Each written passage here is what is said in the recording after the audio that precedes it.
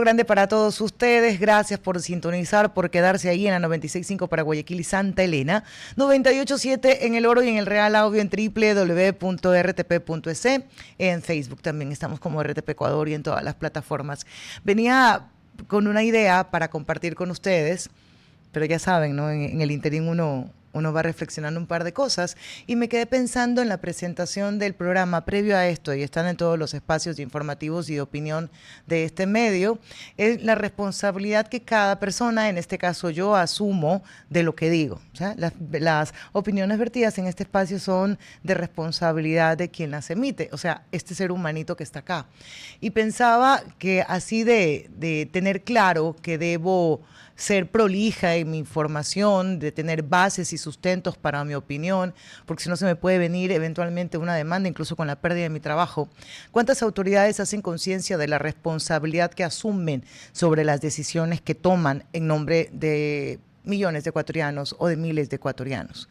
Cuando les hacemos el recordatorio de que son responsables de sus acciones, más allá de cualquier tipo de proceso penal o civil que pueda llegar en alguna instancia a sancionarlos, es actuar sintiendo esa carga, ese peso de la responsabilidad sobre tus decisiones, sobre los comandos o las comandas que entregas a quienes están colaborando contigo en el quehacer tan complejo de la administración de la cosa pública.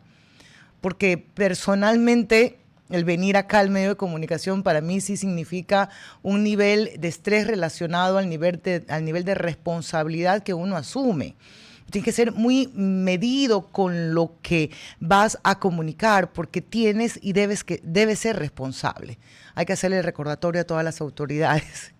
Me parece importantísimo. Uno cambia totalmente cuando sabe que pueden tener consecuencias. Ok, ya vamos a ir actualizando lo que ocurre en este paro. Sí, algo de novedad es que, y no es algo que me alegre en lo absoluto, es que se pasaron de 4 o 5 vías a estar cerradas, a ampliarse no solamente la cantidad de vías en determinadas provincias, sino incluso aumentarse las provincias que están sumadas en este paro, que coincido con algunos compañeros periodistas, no es un paro nacional, pero de que tiene efectos, tiene efectos. Pero antes de eso, venía pensando en el 30S, pero venía pensándolo desde algunos lugares, desde el lugar como comunicadora, recordando cómo ese día, ya a la tarde, noche y de corrido, entrábamos a una cadena manejada directamente por el gobierno. Significa que el gobierno administraba la información en una cadena que iba a ser ininterrumpida e indefinida. Se marcaba la data a través de lo que el gobierno quería posicionar o comunicar en ese momento. Y que luego no solamente fue en ese momento, porque casi este 30 de septiembre o el 30S se convirtió el día en que triunfó la democracia. Así lo ubicaron. Recuerdo que habían celebraciones por los aniversarios y todo lo que se había logrado a partir de eso. Se crearon tristemente historias que nos hicieron mucho daño. Sí hubo una posición de que algunos decían fue un intento de golpe de Estado, al final no se lo pudo demostrar, luego que habían financiamientos y empuje de otras organizaciones políticas y algunas cosas. Lo cierto es que el país perdió, y no exclusivamente la pérdida económica, ahí hubo pérdidas humanas, pero también creo que perdimos algo de conciencia que no se ha recuperado como país. ¿Y de qué viene este comentario mío? Que el país tiene historia, el país tiene memoria, pero lastimosamente quienes son líderes carecen de coherencia. ¿Cuándo se justifica una manifestación? ¿Cuándo se justifica una paralización? Resulta que depende de qué posición estés jugando tú en este momento. Porque si eres la autoridad, pues las paralizaciones se transforman en intento de golpe de Estado o de magnicidio. Y si estás del otro lado, es decir, que no eres autoridad, pues ahí la justificación cabe para todo tipo de acción, incluso aquellos que llegan a ser violentos, no con la autoridad, sino con el ciudadano plano. Entonces, en resumen, cada uno encuentra sus justificativos para decir que lo actuado fue lo correcto y para mantenerse en su tesis. Lo que entonces nos corresponde es hablar de la historia, pero sobre todo reclamar coherencia, que es lo que largamente falta a quienes lideran, ya sea organizaciones políticas, sociales, incluso a quienes hacemos comunicación. 11:12, ya voy a ir con el entrevistado, solo antes permítame un poco nada más hacer una actualización que ha ocurrido en este paro. No me lo quite porque voy a compartir también con nuestro invitado. Se abre aparentemente un camino al diálogo en buena hora. El alcalde de Ibarra, Álvaro Castillo, anunció que existe el camino para arribar a diálogos formales y frontales para frenar el paro, que lleva ya 9 días en sentido de bloqueo en Babur, Orellana, Cañar, Bolívar, Chimborazo y también Cotopaxi. Vamos a hacer el seguimiento a esto, que hay que entender, lo hace a nombre propio, qué pasa con el gobierno nacional y a cuáles podían llegar a ser los acuerdos. Jorge Enrique Calderón nos acompaña. ¿Cómo le va? Muy buenos días. Su micrófono está apagado, lo siento. Le corté la viada de la emoción del saludo. De emoción de estar en el programa. Un gusto, María Fernanda. Buenos días. Un placer saludarte y a toda la audiencia de RTP. ¿Cómo está? Lo abrazo a la distancia.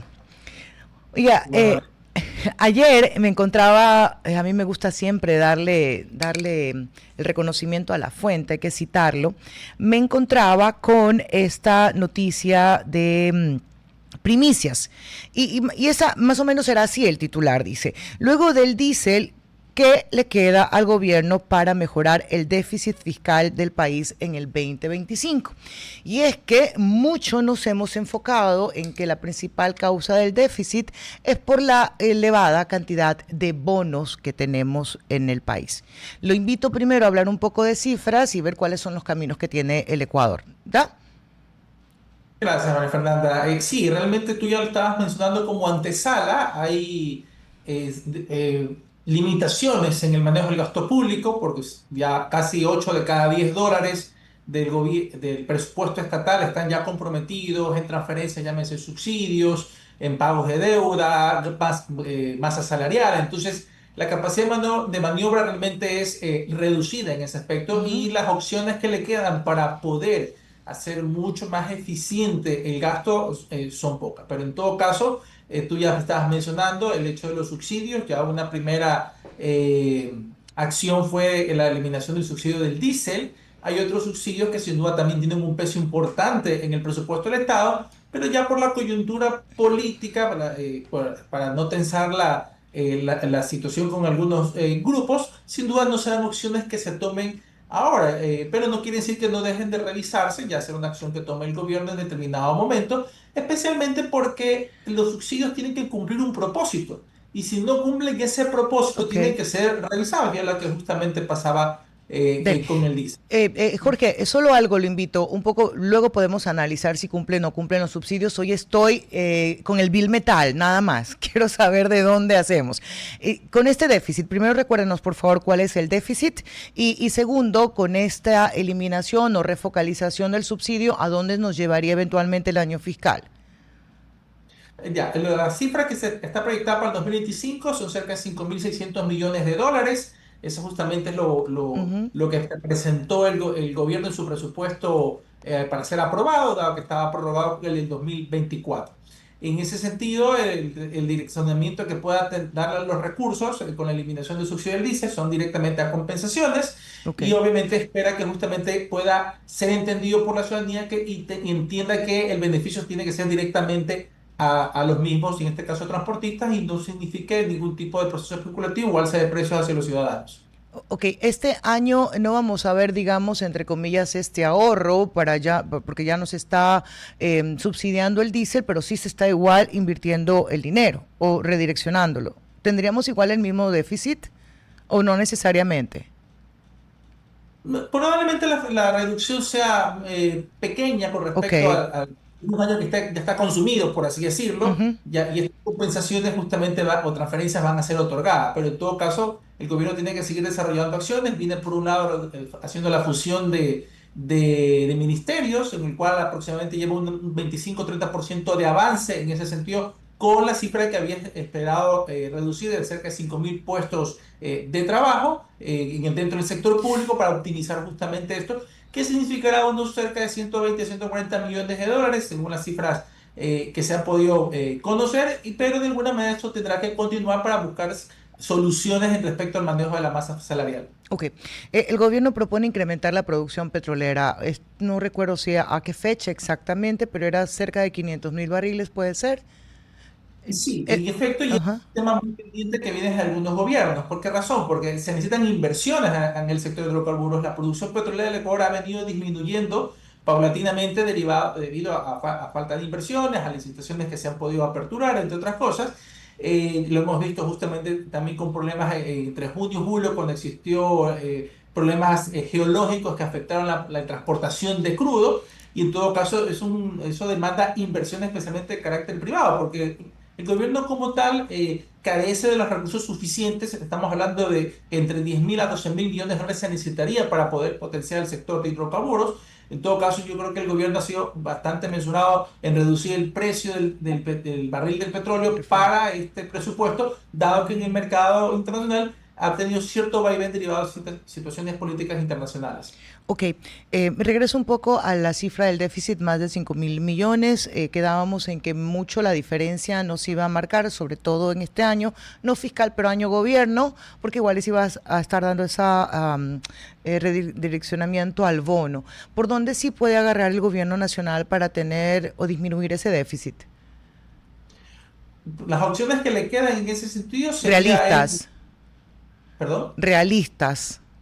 Sí, realista, continuar con el riesgo país, que lo logre reducir para poder acceder a mercados internacionales, era una parte de las alternativas que el gobierno desde el inicio de años estaba barajando, poder salir a mercados internacionales a finales de este 2025, antes de que se discuta eliminación del subsidio del diésel u otro tipo de situaciones que ocurran o que han ocurrido o que puedan ocurrir. Y esto le significaría poder acceder con unas tasas de interés más asequibles. Ok. Ahora el riesgo país está bordeando los 700 puntos, todavía sigue elevado con respecto a América Latina, pero sin duda es bastante mejor que niveles por encima de 1.000 puntos. Lo segundo es poder continuar con la reducción de la masa salarial. En ese aspecto es un tema muy importante. Recordemos que el salario en el presupuesto del Estado representa casi un 30%, son cerca de 10.000 millones de dólares en pagos de sueldos y salarios, y obviamente eso le significa también un peso importante en ese sentido. Tres, debería estar buscando reducir algún tipo de gasto superfluo que pueda existir, temas de publicidad, que de alguna manera eso ayude también a lograrlo, ejecución presupuestaria, mejorarlo. Yo creo que tendría que trabajar mucho con la eficiencia del gasto a nivel de todo el gobierno central, de cara a generar ahorros que signifique poder disminuir el déficit fiscal. Ahí podrían haber cuatro alternativas que para el último trimestre podría estar barajando. Ok, del gasto superfluo le doy, por ahí pueden ser 6, 8, 10 millones, depende de cuánto se esté gastando en comunicación, no tengo la cifra ahora, es dinero, ¿ah? Porque acá como hablamos de miles, 6 no suena nada, pero es dinero definitivamente. Lo otro sobre los ahorros no lo sé. El segundo que usted decía, me queda la duda, porque declarada inconstitucional, la ley de integridad, no sé cómo afectaría al gobierno a esta decisión de achicar el Estado. O sea, lo veremos en su momento, habrá que comunicarlo por parte del gobierno y recordar también que hubo la disminución de ministerios y de secretarías, que por ahí puede ir un poco. ¿Le puedo pedir algo? Quiero que me ayude a entender, pero me explica facilito. Hay un presupuesto, ¿no? Que ya está establecido en el que salud tiene, me voy a inventar las cifras porque no las conozco. Digamos que salud tiene 800 millones de dólares.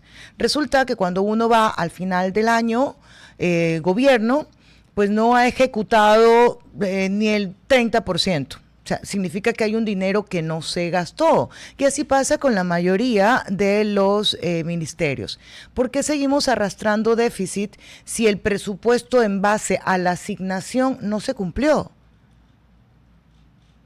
Ahí tienen que trabajar muchísimo en la parte de planificación, porque si están planificando realizar un conjunto de acciones, obras, Ujú. contrataciones o lo que fuere, tienen que avanzar con la ejecución de lo mismo. De cierta manera, en algún momento puede ser un asunto de asignación de recursos, pero sí es importante que se avance hacia ello, porque eso podría, no es que podría, optimizaría justamente el gasto, poder controlar o hacer más eficiente, porque al final, si yo hago las obras que requiero, eso va a redundar en otro tipo de acciones, en contratación, generación de empleo, pago de tributos, entre otras cosas. Entonces, yo creo que el tema de ejecución presupuestaria es una tarea pendiente de todos los gobiernos y es importante avanzar, porque si no, lo que se puede observar después es que por cumplir con el gasto público, con lo presupuestado, se haga un gasto ineficiente y eso también perjudicaría mucho porque podría generar temas de corrupción o sin duda también un aumento del gasto.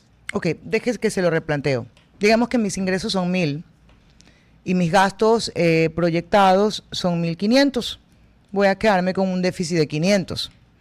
Pero resulta que mis ingresos igual fueron 1.000, pero apenas lo que gasté fue 500. ¿Por qué sigo arrastrando un déficit si no gasté todo? Y eso pasa en la suma de los ministerios. Explíqueme, por favor. ¿Dónde vuelven a ajustar el presupuesto para seguir arrastrando de déficit cuando la asignación a los gastos no fue completa? Sí, en efecto, justamente ahí tiene que establecerse los controles respectivos a través de distintos KPI, indicadores que permitan justamente que esa planificación se ejecute. Y en ese sentido, si tienen en el ejemplo que tú mencionas, unos ingresos de 1.000 millones y apenas un gasto de 500, eso debería servir para que la siguiente planificación se Se haga ajuste. justamente en base a lo que ha gastado. Porque de alguna manera se terminan inflando presupuestos para los siguientes años y obviamente aparece un déficit recurrente porque buscan generar un gasto que realmente no lo están cumpliendo. En todo caso, yo creo que eso hay que trabajar muchísimo de cara justamente a que pueda optimizarse el uso de los recursos que se generen y buscar también que algunas alternativas que los distintas instituciones públicas puedan generar otros recursos y esto pueda garantizar el tema de servicios públicos para todos los ciudadanos. Ok. Jorge Enrique, hablábamos de las opciones que tiene el gobierno nacional. ¿Tiene opción de mayor endeudamiento? ¿Es adecuado tener mayor endeudamiento? ¿Se acabó esta asignación de recursos o préstamos del Fondo Monetario Internacional con los últimos 400 millones de dólares entregados? Hay que recordar que la asignación que pueda tenerse con respecto a un Fondo Monetario Internacional está en base a lo que se conoce derechos especiales de giro. Esto es mi cupo que tengo. Es como una relación de una persona con un banco, con una tarjeta de crédito. Entonces yo tengo un cupo para gastar. Entonces ese cupo ya el Ecuador lo ha utilizado en buena parte justamente en función de lo que aporta el Fondo Monetario. Ya se hizo una extensión de mil millones, ya alternativas que tiene el Ecuador justamente es seguir cumpliendo con lo que está pactado con el Fondo Monetario porque eso le ayudaría a poder tener recursos de otros organismos multilaterales. Cuando yo tengo como país un acuerdo con el Fondo Monetario, eso significa que me está dando una especie de aval de que estoy haciendo bien las cosas y eso abre la llave para endeudamiento.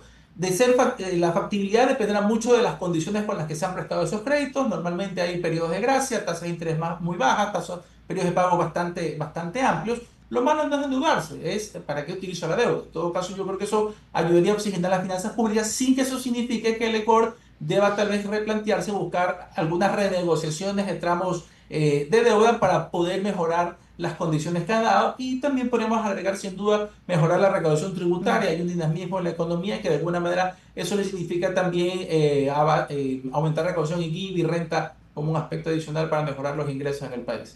Salida puede ser lo que siempre mencionan y creo que algunos lo han logrado, no necesariamente en el objetivo que se han planteado, que es ampliar la base imponible y lo otro, además de eso, nuevos impuestos puede ser. Nuevos impuestos siempre es un escenario para considerarse, pero no creo que eso sea lo viable ahorita para el gobierno. Sin duda hay un tema político y social que podría generarle algunas y bastantes inconvenientes en ese sentido. Yo creo que ahí lo mejor es aumentar la base de contribuyentes, buscar que se reduzca la evasión tributaria que sigue pesando muchísimo, a pesar de que el SRI ha venido haciendo un trabajo en los últimos 5 años de forma importante para poder lograrlo. Pero en ese sentido, yo creo que es seguir mejorando los controles de recaudación, ampliar la base de contribuyentes, formalizar a un gran sector que está en una economía informal de cara a que esto pueda ayudar a mejorar los ingresos. Vemos las ventas cómo están creciendo, un Ujú. ritmo del 13% en el mes que está cerrando de septiembre, a pesar de que hay ciertas situaciones en algunas provincias, lo que demuestra que la economía se está moviendo. Hay que seguir garantizando que la economía se mueva. Habrá que ver si se da una reforma tributaria en el corto plazo que aplique para para los próximos años y en este sentido pueda garantizar un recurso constante de ingresos tributarios para el fisco. Jorge Enrique, le voy a hacer una pregunta indecorosa que seguramente algunos van a frenar a raya en este momento. ¿Hay alguna oportunidad o una necesidad hay de que pueda tomarse algo parte de la Reserva Internacional y ahí frenaron? No debería, Ok. no debería. La Reserva Monetaria, más allá de lo que se puede decir que está fuera y que no sirve para los recursos del país, es la sostenibilidad de la dolarización. No son recursos que sean propios del gobierno, son administrados por el Banco Central y ahí están los recursos de las personas que tienen en la banca, recursos de los gobiernos autónomos centralizados, en fin, es recursos de muchos agentes en el Ecuador y no es un recurso que tenga que disponerse por ningún gobierno, entonces esa medida no debería en el absoluto considerarse. Ok, quiero agradecerle por haber estado con nosotros. Una más, si me permite solamente, de lo que se está haciendo hasta ahora, ¿hacia dónde nos puede llevar a este cierre de año, que está cerquita? Bueno, hay una economía que se proyecta con un crecimiento del 3,8, nos va a ayudar a recuperar el terreno perdido del 2024 por la crisis energética y la seguridad. Hay que seguirle dando sostenibilidad a esa recuperación para garantizar que se continúe creciendo. Hacer más eficiente el gasto público, yo creo que va a ser un año que terminemos un saldo positivo. Esperemos el paro no recrudezca y eso sin duda afecte las Mm. previsiones de crecimiento, pero en todo caso yo creo que será un año importante en temas de recuperación y hay que garantizar la sostenibilidad para el 26 y 27. En puntos de crecimiento, ¿recuerda usted cuánto nos costaron los paros anteriores o el último, si tiene registro? Bueno, ahí fueron Eh, 17 días, ¿no? Y fue realmente un paro nacional. claro, en el 2019 estamos hablando de 900 millones de dólares, casi 1.000 millones de dólares, y en el del 2022 1.200, y esto con respecto al Producto Interno Bruto puede variar entre el 1 al 1,4%. Es decir, realmente sí hubo un impacto importante en ese sentido. Esperemos que la situación en este paro nacional, que ya lleva 9 días, pueda ser controlada, que las partes pueden llegar a acuerdos respecto a situaciones que se puedan negociar. El diésel no creo que deba estar puesto en la mesa, aunque es la mayor demanda de la CONAIE y otros grupos, pero en todo caso las afectaciones sin duda fueron importantes y el Ecuador no puede darse el lujo de tener o retroceder en lo que hemos avanzado en lo económico durante este 2024. Muchísimas gracias. Le envío un fuerte abrazo. Cuídese mucho. Igualmente, María Fernanda, que esté bien. Un abrazo. Hay que seguir sonriendo, eso es lo más importante. Jorge Enrique Calderón, hablando sobre el déficit fiscal para el año presente. Sí, seguimos haciendo un monitoreo sobre actualización de la información.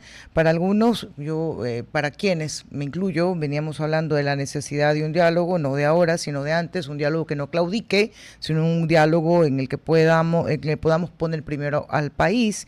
Y yo sé que me van a decir que esto puede resultar difícil, pero creo a estas alturas no le veo ningún otro tipo de salida. Y justamente para evitar que lleguemos a las pérdidas que se están teniendo, vemos ahí algunas posiciones. La CONAIE, por ejemplo, está pidiendo a la Asamblea Nacional iniciar un juicio contra el ministro John Reinberg y el ministro Lofredo. Es el presidente de la Confederación de Nacionalidades Indígenas del Ecuador, Marlon Vargas, pidió a la Asamblea Nacional iniciar un juicio político en contra de los dos ministros por los hechos de violencia registrados en las manifestaciones. Vamos a hacer actualización de la información y ya regresamos. RTP 96.5, a la conquista del mundo digital. Presenta sus nuevas instalaciones y tecnología de vanguardia. Renovamos nuestro compromiso de seguir brindando contenido útil y de la más alta calidad. Programas de opinión con referentes de la comunicación. Noticias para contar todo lo que está pasando en todo momento. Una variedad de segmentos con lo que necesitas saber. Y asociaciones internacionales estratégicas. Todo para mantener a nuestra audiencia y seguidores siempre bien informados. Siempre en RTP. Buena compañía. 11:36, luego estaremos hablando con Daniel Pontón, especialista, estoy atropellado hoy día, en crimen organizado, sobre el sistema carcelario, sobre los operativos y evidentemente sobre la nueva cárcel. Avíseme nada más cuando ya lo tengamos en línea. ¿Qué ha pasado de Durán? Ayer conversábamos sobre las cifras dolorosas, 400 personas asesinadas en lo que va del año, con miedo, con cierre. O sea, es algo a mí sí me dan ganas de llorar. Cuando hay gente que, es que es terrible, de verdad. Te dicen, falleció alguien, pero no ven solamente hasta las 6 de la tarde, porque luego a las 7 ya comienzan a dar vueltas y es difícil que puedas, o es muy arriesgado que tú puedas ingresar. El velorio lo vamos a hacer a puertas adentro para evitar cualquier tipo de riesgo. Esto me lo comentaban, creo que era en La Marta, pero cosas similares también ocurren en Durán. ¿Qué ha ocurrido el día de hoy? Un nuevo operativo por parte del gobierno nacional, en el que igual hay detenciones, hay personas, hay jóvenes, hay menores de edad, hay armas que ustedes ven sobre la mesa, el paqueteo también de diferentes tipos de droga, pero no se da todavía pie con bola en Durán. Veía, y esto ya llega en el campo, por cierto, yo respeto mucho a quien quiera hacer la función pública, porque en este país hay que estar decidido a perder muchas cosas en el camino cuando uno decide honestamente servir. No sé si no puedo decir que es el caso de cada persona, pero la crítica no va por quien sea. Digo, quien ha dicho yo voy a ir de concejal, voy a ir de alcalde y tiene un genuino espíritu de servir, en buena hora. Gracias por existir. Entonces estábamos hablando del caso de Durán, luego del asesinato del concejal, a quienes luego de algunas series de investigaciones ya se conoce que tenía amenazas, incluso tenía también su cápsula de seguridad. Veía un video de el señor Jan Topic, ex candidato a la presidencia de la República, el periodo anterior, la elección anterior, hablar sobre Durán y dejar claro que su interés o que le gustaría mucho cambiar la realidad de Durán. Por allá entonces estaría pensándose en una candidatura a una seccional para Durán. Pero con la honestidad del caso, creo que más allá de quien se lance, hay sitios que ameritan administraciones especiales, y el caso de Durán lo es. Y necesita muchísimo acompañamiento hasta que se logre sanear las instituciones que han sido cooptadas, tomadas, en algunos casos manejadas por representantes del crimen organizado, pero también se necesita tiempo para que una ciudadanía vuelva a confiar en quien los lidere. Se necesita tener nuevamente contacto con los ciudadanos para invitarlos a salir de sus casas en horarios en los cuales antes era una de las cosas más normales. Fíjese, y me salto solamente, cruzo el charquito nada más, la ciudad de Guayaquil, una de las cosas más comunes, acá tengo una guayaca, Erika, ¿cierto? Y una de las cosas más comunes era que te quedabas afuera de tu casa, echando plática, conversando, por ahí la gente tomándose sus tragos. No digo que eso estuviera bien, pero eso era lo que pasaba. El portón era la sala comunal, la gente sacaba su parlante, insisto, no quiero decir que esté bien, pero es parte de, y ya no lo ves en la ciudad de Guayaquil. No pasa eso en sectores como por ejemplo en Urdesa, donde tenías la farra viva, pues ya no la tienes, y eso es lo que hemos perdido como comunidad, puntos de encuentro primero en el barrio y luego una pérdida económica. Se necesita tener una administración, y regreso a Durán, específica para poder trabajar, no desde el autoexilio por seguridad, como el caso del alcalde de Chonillo, porque desde ahí seguramente algo se hace, pero no se hace lo que se debe hacer para poder proteger a Durán. 11:41 en otros temas. Sí avanzan los diálogos, pero no tenemos todavía las declaraciones. Hay el trabajo en Durán, que ya lo habíamos mencionado. Ya organizaciones políticas están inscritas para el sí y el no en esta consulta popular, pero hay una declaración, y yo los invito a que lo pensemos un poquito. Ya les voy a decir cuál es la mía.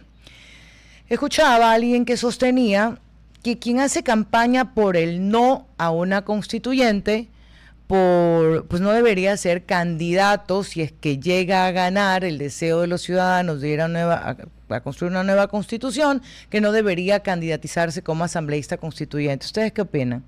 Si estoy en contra de la consulta, en contra de la constituyente, ¿puedo ser asambleísta constituyente? Usted dice que no. Y es que yo tengo por ahí una posición media encontrada. Porque por una parte tú puedes decir, no, pues yo creo que la Constitución no es la salida, pero ya que estamos en esa, ya que si es que llega a ganar, entonces yo quiero hacer mi aporte para hacer el contrapeso. Pudiera ser leído así.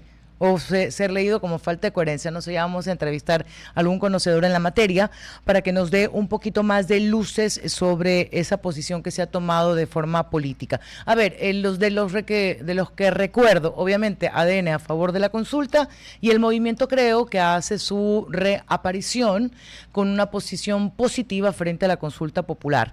Lo que no, claro, ellos estarían de acuerdo con las 3 preguntas. En teoría, como por la primera, sí. Digamos, mucho de lo que ha consultado el presidente Noboa fue lo que consultó el expresidente Lazo, a lo cual la ciudadanía le dijo que no. Pero en todo caso, Renace se presenta nuevamente, Creo, y hará su participación en esta campaña por el sí a la consulta popular. No tengo claras las razones de por qué queda fuera la Revolución Ciudadana como parte de las organizaciones inscritas para ser parte de esta campaña, pero estarían fuera.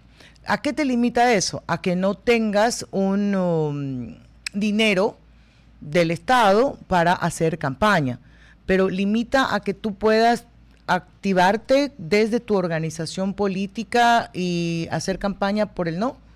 ¿Cuál es el límite en el código de la democracia? Porque habrán personas u organizaciones políticas que no vayan a nutrirse del dinero público para hacer campaña, pero que vayan a entrevistas y den su opinión sobre la consulta popular, que una consulta popular que hasta ahora va a tener 3 preguntas. La primera que está relacionada con, si usted desea, que existan las bases extranjeras, y la otra sobre la asignación de presupuesto al fondo de las organizaciones políticas, y la tercera sobre una consulta popular. Hay información adicional, avísame porque sabe que detesto el monólogo. Qué pena, nuestro entrevistado es importante, donde pudiéramos conversar con él y les voy a explicar por qué. En Machala hace una semana hubo una masacre, para mí eso son matanzas terribles, y luego también la semana pasada en Esmeraldas. Y uno se pregunta por qué.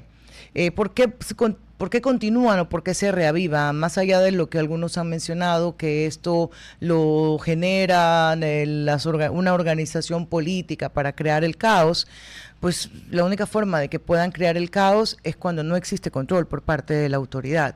Y ahí tenemos 3 autoridades. Tenemos a los militares, tenemos a la Policía Nacional y tenemos también, por supuesto, al SNAI, representado a través de los guías penitenciarios. No digo que no se puede intentar un motín, pero cuando tienes algo de control, seguro no tienes 17 asesinados, como ocurrió en la cárcel de Esmeraldas. Y con este experto íbamos a conversar dónde están las fallas, dónde el gobierno nacional no ha podido lograr el control, a pesar de los esfuerzos que se han visto. A partir de los asesinatos que se dieron en los centros de rehabilitación, se reactivaron la entrada de militares hacia las cárceles del país, a todos los centros de rehabilitación. Daniel, gracias por acompañarnos. Ya lo veo en pantalla. Yo sufriendo porque detesto el monólogo y además que las personas se nutren de lo que dicen entrevistados como usted, no de lo que puedo opinar yo. Estaba sufriendo, hombre. No, pero bueno, ya está aquí. No hablemos del pasado, hablemos del presente. La hora y bueno. Tranquilidad, le vamos a sacar provecho. Daniel, ¿qué pasa en las cárceles? ¿Por qué a pesar de tener presencia no existe un control total? Esa sería la pregunta. Porque el Estado perdió el control. Primero, gracias por la entrevista y bueno, un buen día a todos. Bueno, el Estado perdió el control de las cárceles hace mucho tiempo, ¿no? A ver, la pregunta es si que realmente tuvo algún trato el control. Esa es una de las preguntas que podemos hacer. Personalmente yo creo que eso es una deuda histórica. Que el Estado, inclusive el informe de la OEA, que hizo en el año 2022 sobre el tema de las cárceles, diagnosticó que el problema de autogobierno era un problema histórico. Y eso me parece que esa forma de operar las cárceles que tiene el gobierno ecuatoriano no ha podido ser suplido. Es como una práctica, es como una cultura, como una especie de dinámica que ya está instalada en el ADN de la gestión del Estado del sistema carcelario. Y lo que pasa es que esa forma de ver el problema de las cárceles en el contexto actual, estoy hablando del contexto actual 8 o 9 años atrás, fue explosivo, fue un problema, porque claramente dieron pauta al crecimiento de estas organizaciones criminales que ya son territoriales, ¿no? A nivel no solo de cárceles. Y me parece que ahí el tema es que eso se ha ido perdiendo el control y ha sido complicado para el Estado retomar el control, porque nunca lo hubo, Daniel, ¿sí? sí, el problema, y ahí usted me corrige si estoy equivocada, pero eso es lo que yo recuerdo, que el problema antes del nivel de corrupción en los centros de rehabilitación era inverso, era la autoridad aprovechándose de la persona privada de libertad, incluso de quien daba la alimentación, pues siempre estaba la comisión de por medio. Ahora es el reo, la persona privada de libertad, para hablar en los términos que les gusta, diciendo yo tengo el control. Ya no es la autoridad beneficiándose de un sistema corrupto, sino el delincuente armando secuestros y extorsiones dentro del centro de rehabilitación, entre comillas. A ver, lo que pasa es que tenemos que hacer una especie de mapeo de todo lo que es el sistema penitenciario, que son 30 y pico cárceles la componen, ¿no? Y no toda cárcel del país es igual. Hay cárceles y cárceles. Por ejemplo, no podemos comparar la penitenciaría con la cárcel de Ambato, ¿de acuerdo? Y otras cárceles en general. Yo recuerdo que en el año 2007 salían anuncios en el diario Universo, etcétera, donde se denunciaba justamente que las bandas criminales controlaban todo el tema del, man- del día a día de las cárceles, ¿no? Decidían quiénes ocupan tales celdas, cómo se reparten los alimentos, etcétera. Las bandas criminales es un problema histórico. Pero sí es verdad que de alguna otra forma no tenían tanto poder. Y el Estado compartía ese poder, les dejaba a las organizaciones criminales. Ahí se instauró la famosa figura del caporal, ¿no? El famoso líder que maneja el día a día del pabellón, decide muchas cosas en los pabellones, etcétera. Pero claro, después estos en Guayaquil, por ejemplo, siempre funcionaron como caporales, no, las bandas criminales eran los caporales. Y eso funcionaba así. Lastimosamente, esos bandas actualmente ya tienen un control absoluto del sistema penitenciario, hasta el punto que manejan la contratación pública, imagínense esos niveles. Entonces, lo que ha pasado en los últimos años es que sí, el gobierno de Noboa militarizó las cárceles de una manera directa, ¿no? Ujú. Antes militares entraban y salían por ciertas emergencias cuando había masacres, pero actualmente manejaron las cárceles. Pero la crisis sigue siendo la misma. Entonces, nosotros vivimos ahorita ciertos episodios de violencia. La más palpable fue la que pasó este fin de semana en Esmeraldas, de una masacre de 15 personas que no habíamos visto eso hace mucho tiempo, pero digamos, numéricamente no se compara a 2021. ¿De acuerdo? Pero me parece que ya estos empieza a evidenciar una nueva forma de gestionar la crisis y de evidenciarse esta crisis, que es lo que se llama el famoso goteo, ¿no? Porque cuando uno hace una contabilidad de la cantidad de muertes, tanto por violencia directa, asesinatos, pero por otro tipo de violencia, por ejemplo, suicidios, que aparece gente suicidada sin saber por qué, ¿no? Y todos sabemos que a veces son inducidos por las mismas bandas. Esta violencia por goteo es síntoma de una misma crisis, pero administrada de Ya, una forma ok, distinta. Daniel, pero vamos un poco a lo que usted recordaba. El gobierno las militariza, tienes tres filtros, se promete escaneo, se habla de bloqueo de señal, que incluso recuerdo que hubo un reclamo por parte de los ciudadanos que viven cerca del sector. Estoy hablando acá de la penitenciaría o del centro de rehabilitación de Guayaquil, pero ya hay acciones, pero al final te encuentras con los mismos problemas, con gente que tiene celulares dentro, con gente que tiene arma dentro y con gente que es capaz de asesinar a 17. Sí, yo creo que es hiperdiagnosticado lo que dice, ¿no? No quiere decir que está mal lo que diga, pero me parece que es una repetición. Yo he venido diciendo lo mismo uno debe preguntarse por qué eso pasa, ¿no? Me parece que es un sistema que está incrustado en el ADN de la Ya, pero forma ¿cómo lo del Estado. arrancamos? Y lo que hace el Estado son ciertos juegos como principio de culpa, ¿no? De dar respuesta emergente a esas crisis, pero claro, pues después se instala el nuevo sistema. A ver, yo siempre he planteado que el problema de las cárceles es de orden más sistémico, ¿no? O sea, no creo que se agota con medidas específicas muy definidas. En su momento el Lazo, por ejemplo, aumentó el número de custodios de los agentes de seguridad penitenciaria. El gobierno de Novoa está proponiendo creación de nuevos centros penitenciarios. general. Yo creo que el sistema penitenciario, en el caso del Ecuador, y no por esto me quiero caer en el juego de los revolucionarios, yo creo que refundar el sistema penitenciario en general. Pero claro, muchas dirán, pero ¿cómo se te ocurre refundar en esta crisis? Pero bueno, justamente la crisis sirve para eso, para plantearse una nueva perspectiva. Pero lo que le pasa es que de alguna otra forma hemos vivido ciertamente respuestas que son de cortoplacistas, ¿no? Y que son soluciones muy de corto plazo y muy parciales al tema. Ya. Por ejemplo, el tema de la militarización. Dele, El Daniel. presidente Sufán decir que están controladas, pero todos sabemos que no están, ¿no? Ok, si esto solamente es cortoplacista, usted en su experiencia, ¿qué sugiere que se debe hacer? A ver, yo creo que hay que repensar mucho el esquema de cómo el Estado se plantea el tema penitenciario. Yo creo que todo el mundo se rasga las vestiduras con leyes ultra de mano dura, etcétera. Las leyes de mano dura, yo creo que necesitamos leyes de mano dura, porque no se, o acciones de mano dura que no necesariamente solo juegan en la forma histriónica de mostrar, sino en acciones concretas. Yo creo que el Estado necesita cárceles mucho más mejor manejadas desde el punto de vista de la infraestructura, porque no solo se queda con crear dos cárceles de 1.600 PPLs, sino toda una infraestructura completa que albergue los 35.000 personas que deben estar manejados en función de una correcta gestión, ¿no? Tanto de máxima peligrosidad, mediana peligrosidad como mínima peligrosidad. Claro, eso se necesita recursos, no hay que decir que sí, el Estado no los tiene, lastimosamente hay que gestionar esos recursos para hacerlo, porque las salidas son complejas. Eh, Establecer una profesionalización del sistema penitenciario, el sistema de gestión penitenciaria muy bien establecido, me parece que ahí se necesita mucho más compromiso del Estado para poder trabajar en función de lo que es el mecanismo de monitoreo. Si usted se pone a ver todo lo que es la gestión penitenciaria está monitoreado y está ya normalizado, está en una serie de mecanismos internacionales, los famosos protocolos que son aprobados por organismos internacionales que definen cómo se debe manejar el sistema penitenciario.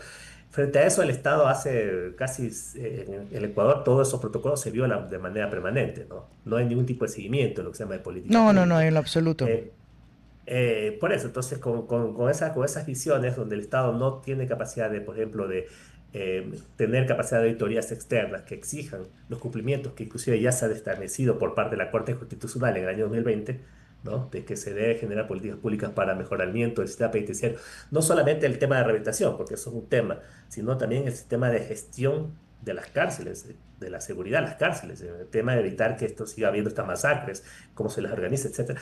Eso es parte del día a día. Y el problema es que no hay un proceso de rendición de cuentas permanente. O sea, yo creo que ese es gran parte del problema. Ha habido mucha permisividad por parte de la institucionalidad del Estado para que la gestión del sistema penitenciario siga siendo deficitaria y nadie se responsabiliza del tema. Mientras tanto, tenemos muertes, ¿no? No, y termina siendo lo menos importante, porque al final son personas que han cometido delitos horribles, algunos mínimos, pero están presos y no pasa nada. 11:55 Daniel, agradecerle por haber estado con nosotros. Gracias a ustedes, ¿sí? A usted gracias. Un abrazo. Hay una noticia, aunque no está confirmada con el nombre, sí con la situación. Le voy a pedir a quienes siguen el programa que la puedan ir monitoreando. Sabíamos que había una persona, también un comunero, que tenía heridas muy graves y que estaba en peligro de muerte. Cito la fuente, Ecuador Inmediato, confirma una segunda muerte en el paro nacional. Hay que sentarse a dialogar. No estoy diciendo ceder. Sentémonos un poco para que el Ecuador vuelva a tener calma. 11:56, ya viene Futuro en Acción. Un abrazo para ustedes. Hasta aquí, Cuarto Piso. Control Master Marisela Basantes. Transmisión digital Gerardo Díaz. Coordinación de entrevistas Diana Raimondi. Redes sociales Erika Eras. Edición Oscar Saavedra. Dirección Javier Gamboa. Todos los derechos reservados. RTP 2025.